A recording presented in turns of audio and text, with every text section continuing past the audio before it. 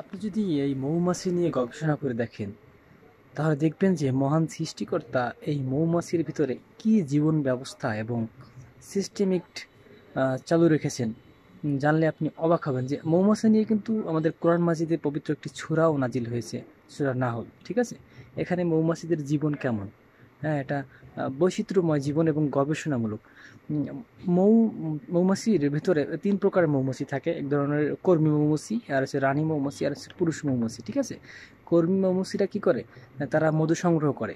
হুম, মধু সংগ্রহ করে আসার সময় মৌমাছির বাসার ভিতরে থাকে ওই সিকিউরিটি সিস্টেম। সেনাবাহিনীতে যেরকম সিকিউরিটি এরিয়া থাকে, সেরকম এরিয়া থাকে। আপনাকে ওখানে মধু নিয়ে ঢুকতে হলে ওখানে তাদেরকে কাছে আগে যেতে হবে। সেখানে যদি আপনি গেলেন, যাওয়ার পর যদি আপনি কোনো মৌমাছি যদি ভালো মধু আনে, এক পরিশোধিত মধু, তাহলে সেক্ষেত্রে সে ভিতরে প্রবেশ করতে পারে, আর নচেত সে ভিতরে প্রবেশ করতে পারে না।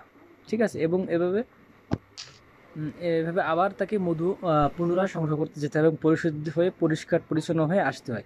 এভাবে তিনবার করে সুযোগ দেওয়া হয়। ওই যারা ওই রিসিপশনে রয়েছে, যারা সিকিউরিটি রয়েছে, তারাই তিনবার সুযোগ দিয়ে থাকে। তারপর যদি আবার সে অপবিত্র অবস্থায় আসে বা নোংরা অবস্থায় আসে, তখন তাকে সেই প্রাণীটা, সেই মৌমাছিকে আসলে বিতাড়িত করা হয়। এইভাবে আম, অনেক গবেষণা রয়েছে এখানে, যেটা আসলে অনেক সময় নিয়ে আসলে গবেষণার বিষয়। এবং আরেকটি বিষয় হলো এই মৌমাছি যে মধুটাকে যে সঞ্চয় করে রাখে, এটি সম্পূর্ণ পিওর মধু। এবং এই মৌচাকে মধু সংগ্রহ করতে 30 থেকে 37 ডিগ্রি সেলসিয়াস তার তাপমাত্রার প্রয়োজন হয়, 35 থেকে 37। কিন্তু দেখবেন যে মরুভূমি অঞ্চলেও বা বরফাকৃত অঞ্চলেও, সেখানেও কিন্তু এই তাপমাত্রা দিয়ে মধু সংগ্রহ তারা করে থাকে। কিন্তু বরফ অঞ্চলে কীভাবে মধু সংগ্রহ করে থাকে, এখানে বিজ্ঞান আসলে কি, মৌমাছির যে ডানা রয়েছে সেই ডানায় মহান আল্লাহ তাআলা দুই ধরনের এয়ার কুলেটিং সিস্টেম রেখেছে। যেখানে তারা যদি কম তাপমাত্রায় থাকে, সেখানে তারা ওই সময় ফ্যানের মতো, ফ্যানের উল্টো দিকে ঘুরে তাপমাত্রা নিয়ন্ত্রণে আনে। আবার যখন যেটা প্রয়োজন হয়, সেই সিস্টেমিক অবস্থায় তারা আনতে পারে, মনে করেন এয়ার কুলারের মতো। হ্যাঁ, তারা বরফ অঞ্চলে থাকলেও সেখানে তারা কি মধু সংগ্রহ করতে সক্ষম হয়। হুম, তাহলে এটা হচ্ছে কি, অনেকে চিন্তা আছে যে তারা ওইখানে কিভাবে মধু সংগ্রহ করে থাকে যদি 35 থেকে 37 ডিগ্রি সেলসিয়াস তাপমাত্রার প্রয়োজন হয়।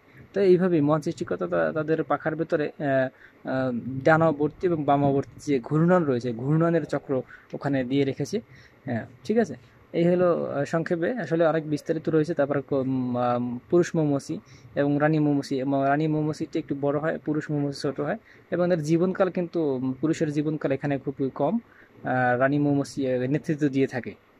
যাই হোক, সংক্ষেপে পরবর্তীতে একটি বিস্তারিত অনেক বড় একটি ভিডিও দেওয়ার চেষ্টা করব, গবেষণামূলক। অবশ্যই মহান সৃষ্টিকর্তা এই সূরা নাহল এবং এই যে পিঁপড়া জাতীয় মৌমাছির ভিতরে এক ধরনের শিক্ষা রেখেছে, যেখান থেকে আমরা আসলে অনেক জ্ঞান অর্জন করতে পারি।